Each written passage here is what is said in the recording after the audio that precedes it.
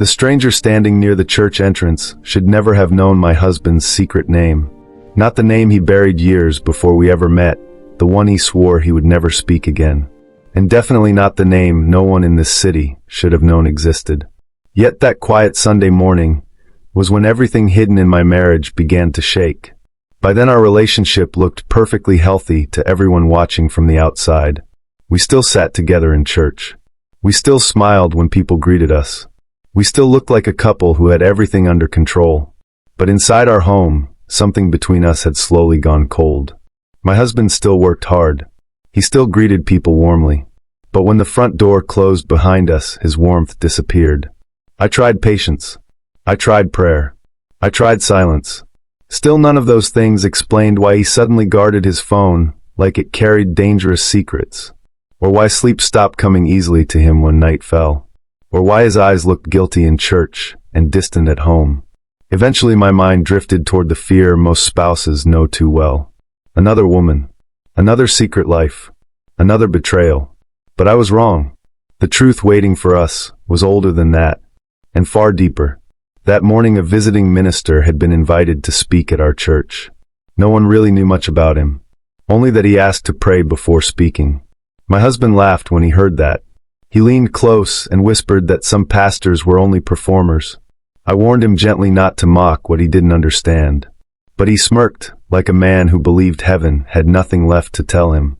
What I didn't know was that fear had already been living in him for years. Worship started like any ordinary Sunday. Music filled the room. Voices rose in prayer. But something in the atmosphere felt different. Heavier. Quieter. Like the room itself was waiting. Then the visitor stepped up to the microphone. He didn't start preaching. He didn't start shouting. He simply looked across the sanctuary. Slowly. Carefully.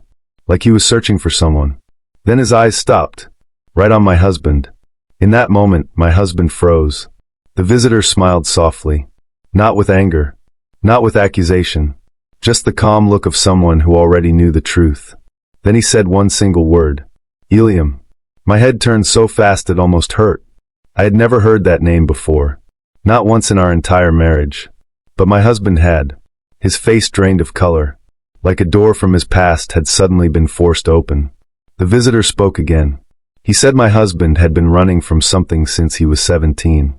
He said shame had followed him everywhere he went.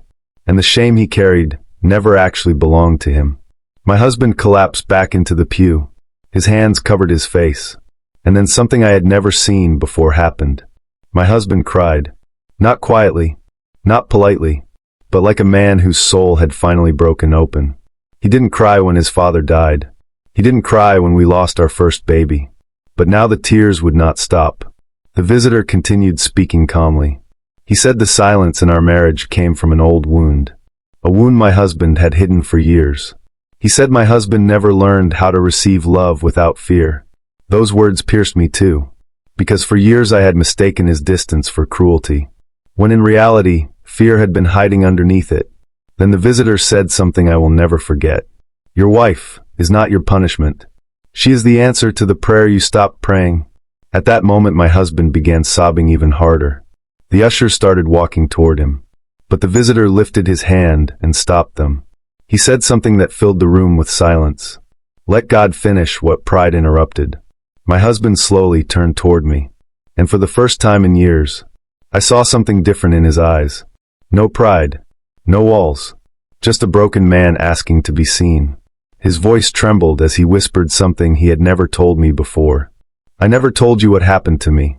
I took his shaking hand before he could pull it away. And for the first time in years, he did not hide. That morning the altar call wasn't for strangers. It was for us. For a marriage everyone believed was perfectly fine. We stood up together. We walked slowly down the aisle. And we knelt while the visitor prayed. Prayed over wounds I could not see. Prayed over memories I never knew existed.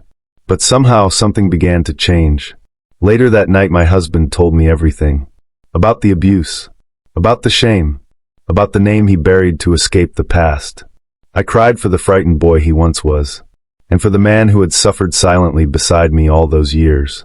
Healing didn't happen overnight. But honesty finally entered our home. Prayer stopped sounding like performance. It started sounding like freedom. Months passed, and slowly the silence between us began to disappear. I never saw that visiting minister again. No one even knew where he went. But I know what he left behind. Truth, mercy, and a marriage finally honest enough for God to heal. If this story moved you, take a moment and reflect on the people in your life who may be carrying silent battles. And if you believe that God still restores broken things, type Amen in the comments. Don't forget to like this video and subscribe for more untold faith stories. Because sometimes the miracle we are waiting for begins with the truth we are afraid to speak.